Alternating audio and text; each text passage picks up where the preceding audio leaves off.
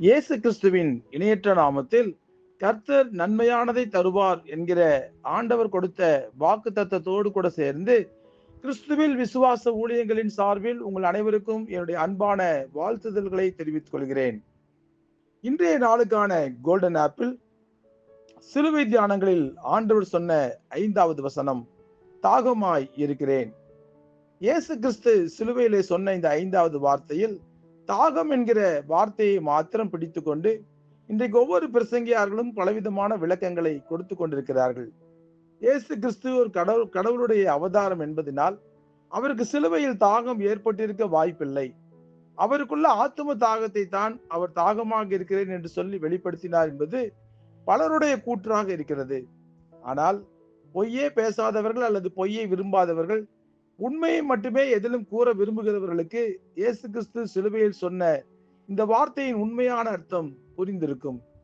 உண்மையிலேயே அவருக்கு ஏற்பட்டது சரீர தாகம்தான். ஏனென்றால் அவர் சிலுவையில் தொங்கிக் கொண்டிருந்த போது தேவகுமாரனாக அவர் தொங்கிக் கொண்டிருக்கவில்லை, சாதாரண மனிதனாக அவர் தொங்கிக் கொண்டிருந்தார்.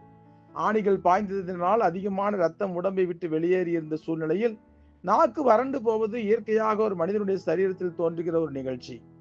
சங்கீதம் 22 சங்கீதம் 15 வசனத்தில், என் பெலன் ஓட்டை போல் காய்ந்தது, என் நாவு மேல்வாயோடு கூட ஒட்டி கொண்டது என்று ஆண்டவரை பற்றி போடப்பட்டுள்ளது. அந்த சங்கீதத்தையே சிலுவையின் சங்கீதம் என்றுதான் சொல்லுவார்கள். அவர் சரீரத்திலே மிகுந்த தாகத்தோடு தான் காணப்பட்டார். அதே சமயம் ஆவியிலே தனக்கு வந்துள்ள இந்த ஆவிக்குரிய போராட்டத்தை ஜெயிப்பதற்கு அவர் போராடினார். ஏனென்றால், நானே ஜீவ ஊற்று, நான் தரும் தண்ணீரை அருந்துபவன் ஒரு காலும் தாகமடையான் என்று சொன்னவர் எப்படி தாகமாய் இருக்கிறேன் என்று சொல்ல முடியும் என்பது இயேசு கிறிஸ்துவை குறித்து அறியாதவர்களுக்கு தோன்றுகிற ஒரு சந்தேகம். அவர் நம் நடுவில் மனிதனாக வாழ்ந்தார் என்பதை நாம் புரிந்து கொள்ள வேண்டும். நமக்குள் இருக்கிற அனைத்து உணர்ச்சிகளும் அவருக்குள் இருந்தன. ஆகவே தாகமாய் இருக்கிறேன் என்ற வார்த்தைக்கு பல ஆவிக்குரிய விளக்கங்களை கொடுத்து கொண்டிருக்கிற ஒவ்வொருவரும் தெரிந்து கொள்ள வேண்டிய மிக முக்கியமான விஷயம் என்னவென்றால், அதை எளிமையாக சொல்ல போனால், அவர் சாதாரணமான ஒரு மனிதனாகவே பூமிக்கு வந்தார். அசாதாரணமான ஊழியங்களை செய்தார். பரிசுத்தம் உள்ளவராக தன்னுடைய வாழ்க்கையை வாழ்ந்து காட்டினார். பாவம் செய்கிறவர்கள் மனம் திரும்ப வேண்டும் என்கிற வேட்கை மட்டுமே அவருக்குள் நிறைந்திருந்தது. இந்த உண்மை தன்மைகளோடு தன் சரீரத்தில் வந்த தாகத்தையும் உண்மையாகவே அவர் வெளிப்படுத்தினார் என்பதை நாம் உணர்ந்து கொண்டால், நமக்கும் அவரை போல வாழ்ந்து காட்ட வேண்டும் என்கிற உண்மையான தாகம் நம்முடைய மனதிற்குள்ளும் தோன்றும். ஆகவே ஆண்டவருடைய தாகத்தை குறித்து பேசுகிறவர்கள் ஆண்டவரிடம் காணப்பட்ட உண்மை தன்மையை உள்ளத்திற்குள் பதித்து வைத்துக் கொள்ளுங்கள். ஆண்டவரை போல உண்மையுள்ள ஒரு வாழ்க்கையை வாழ்ந்து உண்மையாகவே பிதாவின் சித்தத்துக்கு கீழ்ப்படிந்து உண்மையாகவே அவருக்காக ஊழியம் செய்ய உங்களை ஒப்புக் கொடுங்கள். ஆண்டவருடைய கிருபை உங்கள் அனைவரோடும் இப்பொழுதும் எப்பொழுதும் சதா காலமும் இருப்பதாக. ஆமேன், ஆமேன். இயேசு கிறிஸ்துவின் இணையற்ற நாமத்தில் உங்கள் அனைவருக்கும் என்னுடைய அன்பான வாழ்த்துதல்களை தெரிவித்துக் கொள்கிறேன்.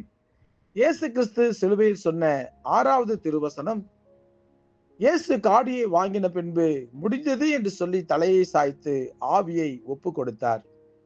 முடிந்தது, எல்லாம் முடிந்தது, என்னவெல்லாம் முடிந்தது என்று இன்றைக்கு சாதாரண ஒரு மனிதரை பார்த்து கேட்டால், படித்து முடித்து விட்டேன், வேலையில் சேர்ந்து சம்பாதித்து முடித்து ஓய்வு பெற்று விட்டேன், பிள்ளைகளின் திருமணத்தை முடித்து விட்டேன், வீடு கட்டி முடித்து விட்டேன், என் கடமைகளை முடித்து விட்டேன், இப்பொழுது நிம்மதியாக தூங்கிக் கொண்டிருக்கிறேன் என்று கொஞ்சம் கீழ் மூச்சு மேல் மூச்சு வாங்க சொல்லுவார்கள்.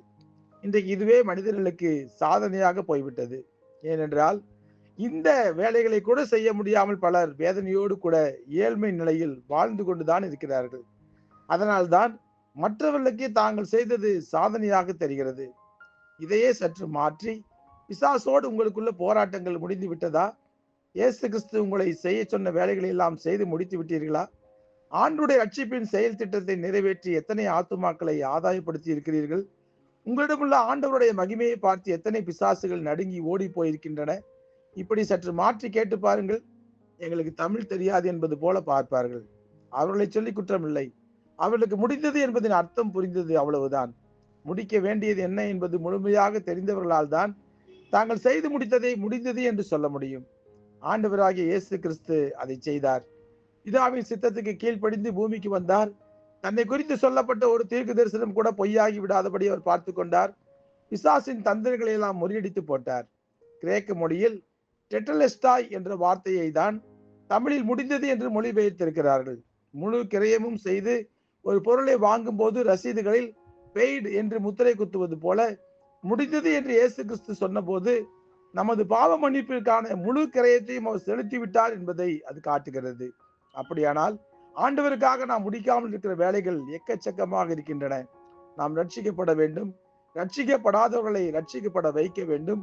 இயேசு கிறிஸ்துவனுடைய வார்த்தைகளை உலகத்திற்கு அறிவிக்க வேண்டும். எத்தனை சதவிகிதம் நாம் இவற்றையெல்லாம் செய்து முடித்திருக்கிறோம்? சிந்தித்து பார்க்க வேண்டும். ஆகவே ஆண்டவராகிய இயேசு கிறிஸ்துவை போலவே ஆத்துமாக்களை தேடி ஓடுவோம். ஆத்துமாக்களை ஆதாயப்படுத்துவோம். கர்த்தர் நன்மையானதை தருவார். ஜெபிப்போமா? அன்புள்ள ஆண்டவரே, இந்த உலகத்திலே நாங்கள் உமக்காக செய்ய வேண்டிய காரியங்கள் அநேகம் உள்ளனப்பா. எங்களுடைய சுயநலத்துக்காக மாத்திரமே நாங்கள் வாழ்ந்து வெந்ததை தின்று விதி வந்தால் சாவோம் என்று சொல்லி எங்களுக்கு கொடுக்கப்பட்ட ஒரே ஒரு வாழ்க்கையை எங்களுக்காகவே வாழ்ந்து முடித்திருக்கிற பிள்ளைகளாக நாங்கள் காணப்பட்டால், இன்றைக்கு நாங்கள் நீர் செய்த காரியங்களை எல்லாம் திரும்பி பார்க்கிறோம். இந்த உலகத்திலே ஆண்டவர் சோதனைகளை எல்லாம் சாதனைகளாக மாற்றி, பாவிகளை எல்லாம் பரிசுத்தர்களாக மாற்றி, அநேக ஆத்துமாக்களை ஆதாயம் செய்து முடித்து விட்டு முடிந்தது என்று சொல்லி நீங்க சொன்னீங்கப்பா. உங்களை ஆராதிக்கிற நாங்களும் உம்மை போலவே இந்த உலகத்திலே ஓட, உம்மை போலவே ஆத்துமாக்களை ஆதாயப்படுத்த எங்களுக்கும் அப்படிப்பட்ட உணர்வை எங்களுக்கு கொடுங்க. இயேசு கிறிஸ்து என்கிற வல்லமையுள்ள நாமத்திலே ஜெபிக்கிறோம் நல்ல பிதாவே. ஆமேன், ஆமேன்.